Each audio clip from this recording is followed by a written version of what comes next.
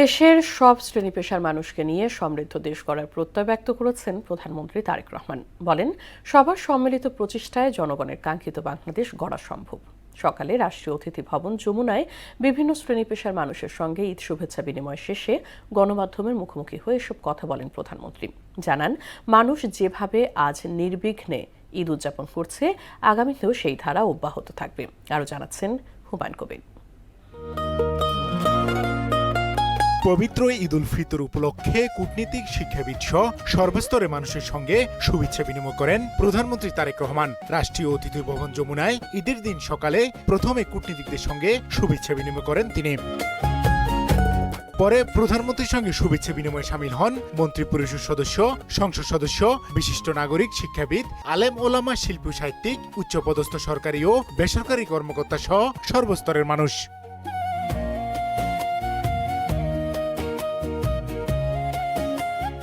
স্বৈরাচার মুক্ত বাংলাদেশে স্বস্তিতে ঈদ উদযাপন করতে পেরে খুশি বিএনপি নেতাকর্মীরা। তারেক রহমানের নেতৃত্বে দেশ এগিয়ে যাবে এমন প্রত্যাশা তাদের।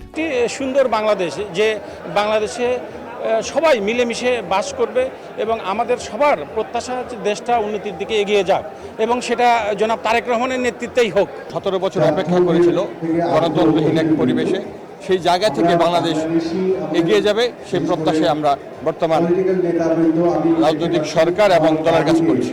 মুক্তিযুদ্ধ প্রতিমন্ত্রী ইঞ্জিনিয়ার ইশরাক হোসেন জানান, প্রধানমন্ত্রীর শুভেচ্ছা বিনিময়ের ফলে নেতাকর্মীদের মনোবল শক্ত হবে।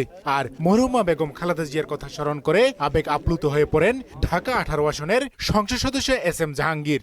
আজকে আমাদের সেই নেত্রী আমাদের মাঝে নেই, এটা আমাদের জন্য অনেক দুঃখের।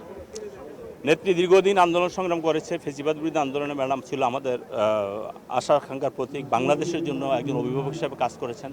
আজকে ওনার অভাবটা আমরা অনুভব করছি। আমাদের মহানগরীর নেতৃবৃন্দ, ওয়ার্ড প্রেসিডেন্ট, সেক্রেটারি পর্যায় থেকে নেতাকর্মীরা আসে, ছাত্র দলের নেতাকর্মীদেরকে দাওয়াত দেওয়া হয়েছে।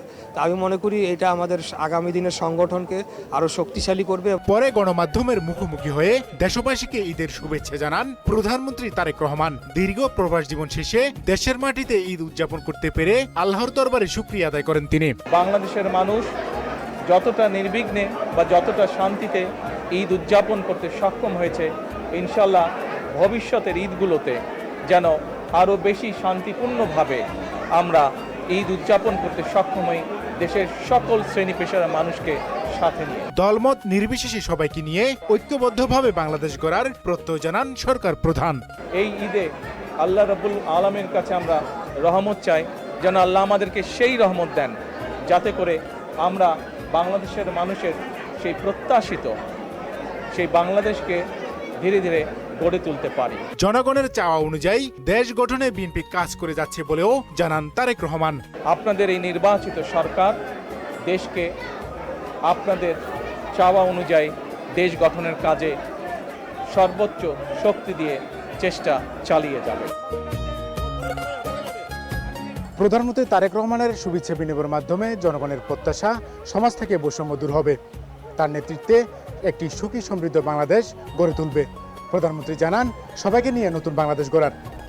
যমুনা থেকে হুমায়ুন কবির, মোহনা সংবাদ, ঢাকা।